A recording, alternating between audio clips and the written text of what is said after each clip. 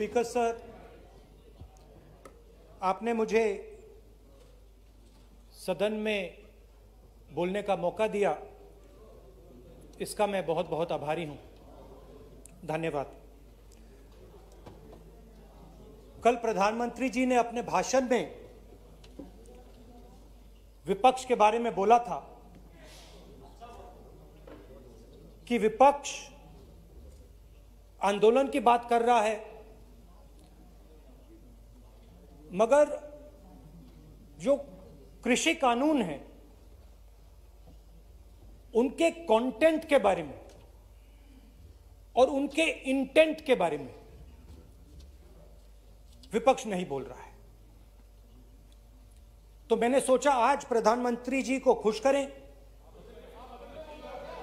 करें और जो 3 किसान के बिल हैं, खेती के बिल हैं, उनके कंटेंट का और इंटेंट का की बात करें। हाँ, बजट पे बोलेंगे। आप शांत हो जाइए प्लीज। मालूम है किसान का मुद्दा भी बजट का मुद्दा है, आप उनका आदर कीजिए।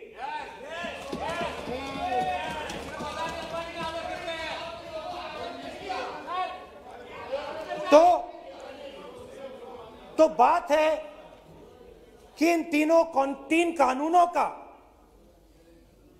कंटेंट और इंटेंट क्या है। तो पहले कानून का कंटेंट, कोई भी व्यक्ति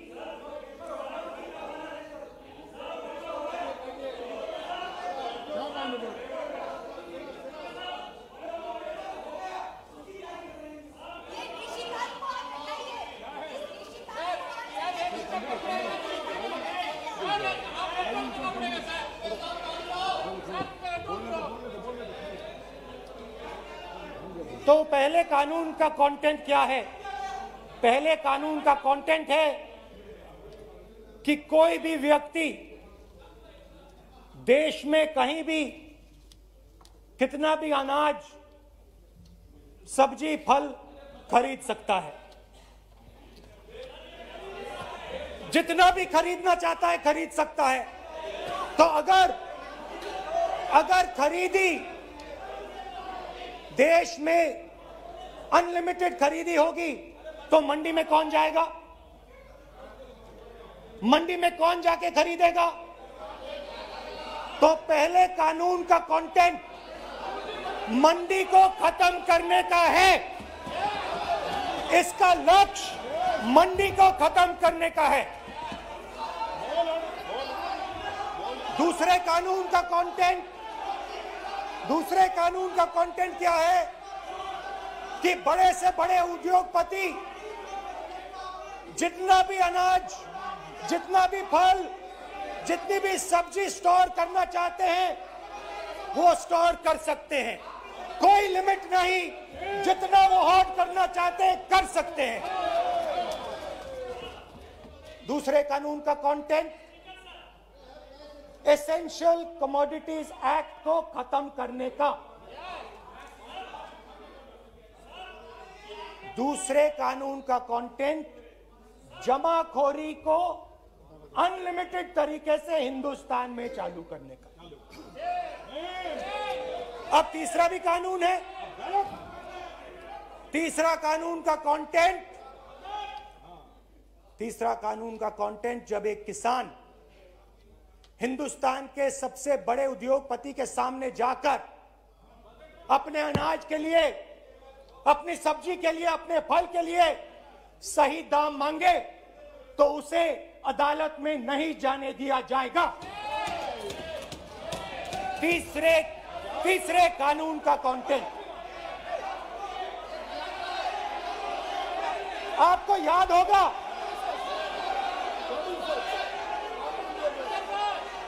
स्पीकर सर,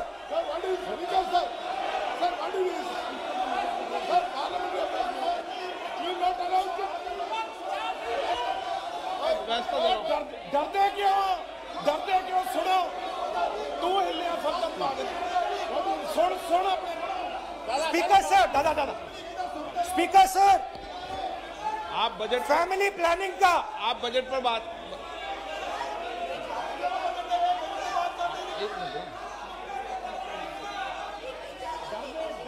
आप सर, सालों पहले फैमिली प्लानिंग का एक नारा था, आपको याद होगा, हम दो हमारे दो। अब मैं इंटेंट की बात करता हूं, कानून के इंटेंट की बात। आज क्या हो रहा है, जैसे कोरोना दूसरे रूप में आता है, वैसे ही ये नारा दूसरे रूप में आया है। आज इस देश को 4 लोग चलाते हैं। आप बजट पर चर्चा कर लें। बजट पे कर रहा हूं सर, बजट पे आ रहा हूं। 4 लोग चलाते हैं, हम दो बता दिया। और हमारे दो। जैसे उस टाइम नाम सब जानते हैं, नाम सब जानते हैं। नो आप बोलो। आप डिस्टर्बेंस मत हम करिए। दो हमारे दो। ये किसकी सरकार है? हम दो हमारे दो की। माननीय सदस्य इधर। तो आप आसन को पहले संबोधित करें। कानून का इंटेंट बताता हूं। आप आसन को संबोधित करें। पहले कानून का इंटेंट माननीय सदस्य, आप आसन कि को हमारे संबोधित दो करें। मित्रों में से एक जो सबसे बड़ा मित्र है, उसको पूरे हिंदुस्तान के अनाज, फल और सब्जी को बेचने का अधिकार। यह है पहले कानून का इंटेंट। नुकसान किसका होगा? नुकसान ठेले वालों का होगा, नुकसान छोटे व्यापारियों का होगा, नुकसान जो लोग मंडी में काम करते हैं, लाखों लोग, उनका होगा। अब चलिए दूसरे कानून की इंटेंट की बात करते हैं। दूसरा कानून का इंटेंट दूसरे मित्र की मदद करने का है। दूसरे मित्र को पूरे देश में अनाज, फल और सब्जी की स्टोरेज की मोनोपोली दी जा रही है। आज दूसरा मित्र 40% हिंदुस्तान का अनाज अपने साइलों में रखता है। ये कांग्रेस पार्टी की बैठक नहीं है, ये सदन है। फल और सब्जी अगर बजट पे साइलोज में रखेगा। ये सभा नहीं है। प्रधानमंत्री कहते हैं सर मैं अध्यक्ष जी आपको कहना चाहता हूँ कि जब आपने बजट के लिए चर्चा के लिए पुकारा तो मैं बता रहा हूँ, एक मिनट बैठिए। माननीय सदस्य, आज बजट पर चर्चा है, मैं आग्रह करता हूँ। प्रधानमंत्री कहते हैं बजट पर ही कि अपनी बात मैंने करें। ऑप्शन दिया है। हाँ, आपने ऑप्शन दिया है। 3 ऑप्शन दिए हैं। पहला ऑप्शन भूख, दूसरा ऑप्शन बेरोजगारी, तीसरा ऑप्शन आत्महत्या। ये 3 ऑप्शन आपने दिए हैं। अब देखिए मामला क्या है। मामला ये है कि हिंदुस्तान का सबसे बड़ा बिजनेस, सबसे बड़ा व्यापार एग्रीकल्चर का है। अब बजट 40% आबादी इस पे जीती है, इससे जीती है। 40 लाख करोड़ रुपए का धंधा है। इसमें किसानों को फायदा मिलता है,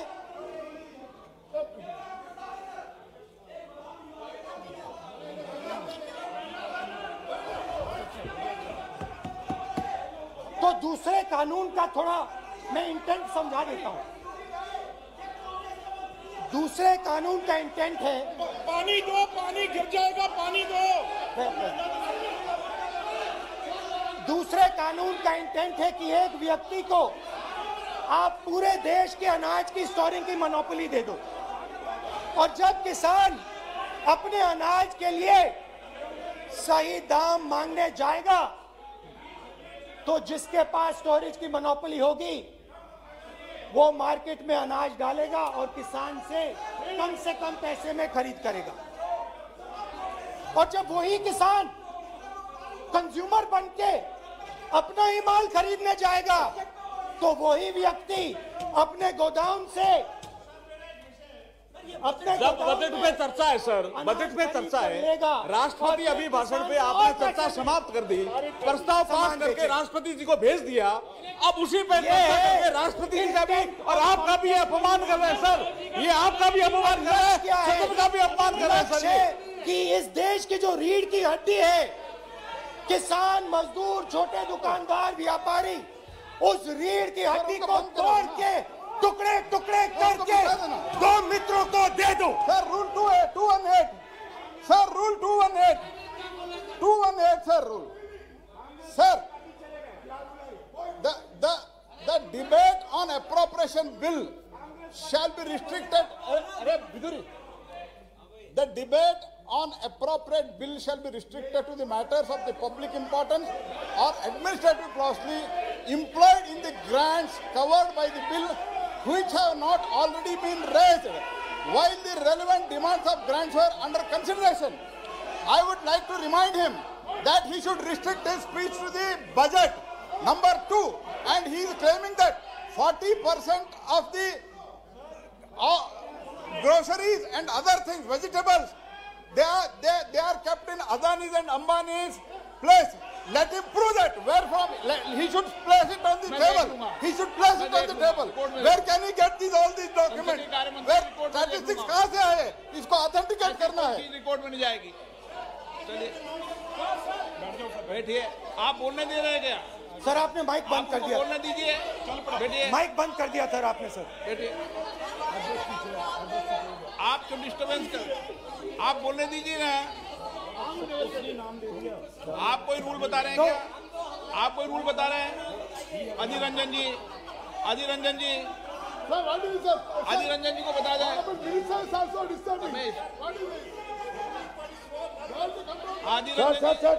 Sir, 214. Sir, rule 214. Sir, discussion of a general character. Sir, discussion of a general character may be allowed on the motion or any amendment moved thereto, but the details of the grant shall not be discussed further. Then it is necessary to develop the general point. Sir, discussion on general point is allowed. So discussion, it is the discussion on general point. Discussion of general point is allowed in the rule book. Discussion of general point. अच्छा budget में क्या agriculture मुद्दा नहीं है? Budget में क्या agriculture मुद्दा नहीं है? तो बजट में जब एग्रीकल्चर मुद्दा है तो बजट में क्यों चर्चा नहीं हो सकता एग्रीकल्चर? दादा, my point of order is simple. You listen to this, sir. Please. 349. It says, while the House is sitting, a member, 2, shall not interrupt any member while speaking by disorderly expression or noises or in any other disorderly manner. While Honorable Member Rahul Gandhi is speaking, तब तो disturb कर रहा है, अब कोई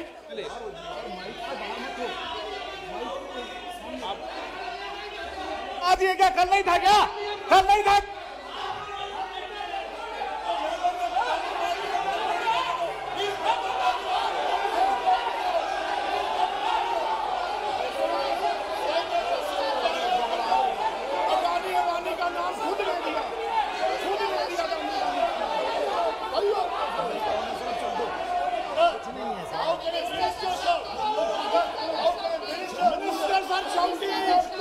मंत्री शोर डाल रहे हैं, मंत्री ऐसा कभी हुआ नहीं, मंत्री भाग रहे हैं, रूल बुक ढूंढ रहे हैं।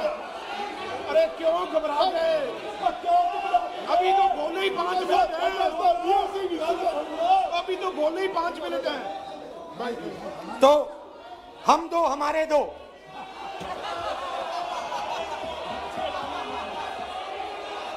वो आपको याद होगा, वो फोटो होती थी 4, हम दो हमारे दो।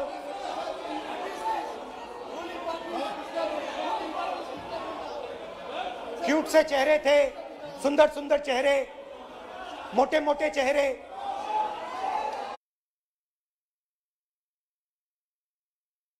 हम दो हमारे दो। खैर, इससे होगा क्या? जब ये कानून लागू होंगे तो जो इस देश के किसान हैं, इस देश के मजदूर हैं, छोटे व्यापारी हैं, इनका धंधा बंद हो जाएगा। इनमें से किसानों की खेत चली जाएगी, किसान को सही दाम नहीं मिलेगा, छोटे दुकानदारों की दुकान बंद हो जाएगी और सिर्फ दो लोग, हम दो और हमारे दो इस देश को चलाएंगे। हिंदुस्तान का फूड सिक्योरिटी का सिस्टम है वो नष्ट हो जाएगा और पहली बार सालों बाद एक बार फिर पहली बार हिंदुस्तान के लोगों को भूख से मरना पड़ेगा। रूरल इकोनॉमी नष्ट हो जाएगी और ये देश रोजगार नहीं पैदा कर पाएगा। ये नई चीज नहीं है। ये आप मत सोचिए कि ये नया अटेम्प्ट है, पहला अटेम्प्ट है। ये पहला नहीं है। ये काम प्रधानमंत्री ने हम दो हमारे दो के लिए पहले नोटबंदी में शुरू किया था।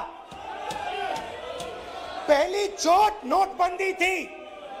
आइडिया किया था गरीबों से, किसानों से, मजदूरों से उनका पैसा लो, बैंक में डालो और हम दो हमारे दो के जेब में डालो। स्मॉल मीडियम सेक्टर को खत्म कर दिया, किसानों को बर्बाद कर दिया। वहां नहीं रुके, फिर गए जीएसटी, गब्बर सिंह टैक्स, 5 अलग अलग टैक्स और फिर से उन्हीं बेचारों पर आक्रमण, उन्हीं किसानों पर, उन्हीं मजदूरों पर, उन्हीं व्यापारियों पर आक्रमण। फिर कोरोना आता है। कोरोना के समय मजदूर चिल्ला चिल्ला के कहते हैं हमें बस का टिकट दे दीजिए, हमें ट्रेन का टिकट दे दीजिए। नहीं नहीं नहीं, तुम्हें नहीं मिलेगा, तुम पैदल घर जाओगे। एक मिनट माननीय सदस्य प्लीज। मगर टैक्स माफ जरूर होगा, माननीय सदस्य जरूर होगा। माननीय 5-10 उद्योगपतियों को टैक्स होगा। माननीय सदस्य प्लीज, एक मिनट बैठिए, एक मिनट बैठिए। मैं माननीय सदस्य से भी आग्रह कर रहा हूं, इधर भी आग्रह कर रहा हूं। माननीय सदस्य, आज बजट पर चर्चा है।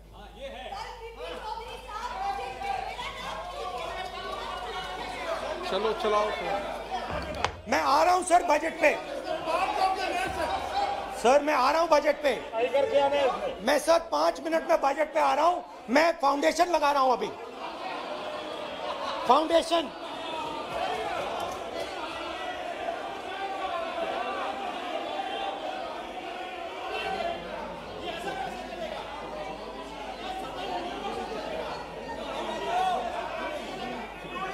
तो पहले नोटबंदी, फिर जीएसटी, फिर कोरोना के समय उन्हीं 4, 5, 10 लोगों को पूरा का पूरा कर्जा माफ, 10 लाख करोड़ रुपए जो भी था कर्जा माफ। मगर हुआ क्या? हिंदुस्तान का रोजगार का जो सिस्टम है, जो स्मॉल एंड मीडियम इंडस्ट्री है, वो खत्म हो गई। आज ये देश रोजगार नहीं पैदा कर सकता है, सीधी सी बात। और आज नहीं, कल भी ये देश रोजगार नहीं पैदा कर पाएगा, क्योंकि आपने इस देश की रीढ़ की हड्डी तोड़ दी है। किसान की, मजदूर की, छोटे दुकानदार की, स्मॉल मीडियम बिजनेस की रीढ़ की हड्डी तोड़ दी।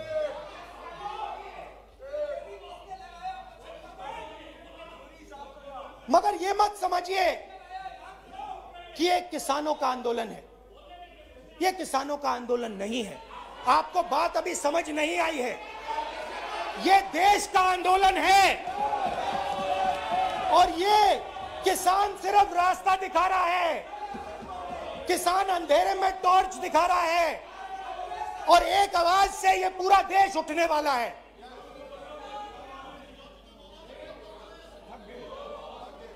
पूरा देश एक आवाज से हम दो हमारे दो के खिलाफ उठने जा रहा है।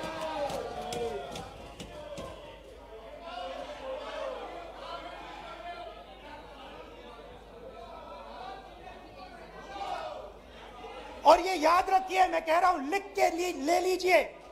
आप सोचते हो कि हिंदुस्तान के किसान को, मजदूर को, छोटे दुकानदार को अपने पैसे से, अपने धन से परे कर सकते हो, ये आप सोचते हो, आप ये सोचते हो। आप लिख के ले लो मुझसे, किसान 1 इंच पीछे नहीं हटने वाला है। किसान आपको हटा देगा, मजदूर आपको हटा देगा, छोटा दुकानदार आपको हटा देगा, मगर वो पीछे 1 इंच नहीं हटने वाला। आपको कानून वापस लेना ही पड़ेगा। अब बात करते हैं बजट की।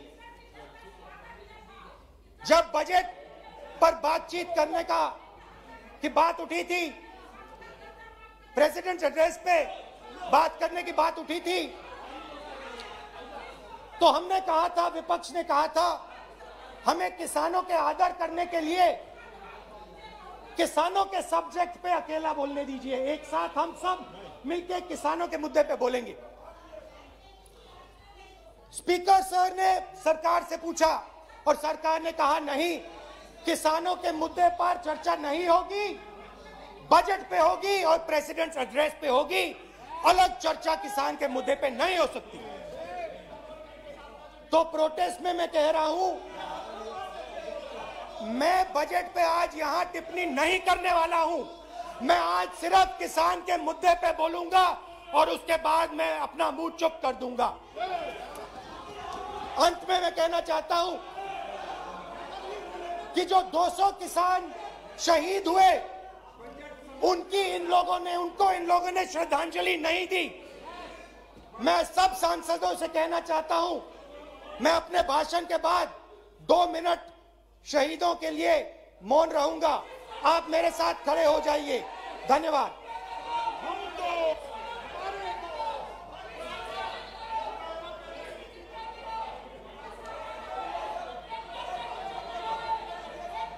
एक मिनट, आप बैठो। एक मिनट,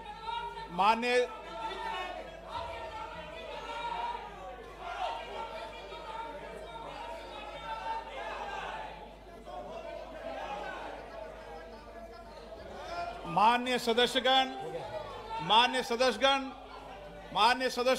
प्लीज बैठिए मनीष, बैठिए मान्य, प्लीज बैठिए। मान्य सदस्यगण, इस सदन को चलाने की जिम्मेदारी आपने मुझे दी है, और कोई भी मान्य सदस्य कहेगा मैं आज उत्तराखंड के मरे लोगों पर श्रद्धांजलि अर्पित करता हूं, कोई कहेगा कि मैं आज बॉर्डर पर मरे श्रद्धांजलि अर्पित करूं, ये जिम्मेदारी आपने मुझे दी है। आप बोल रहे हैं तो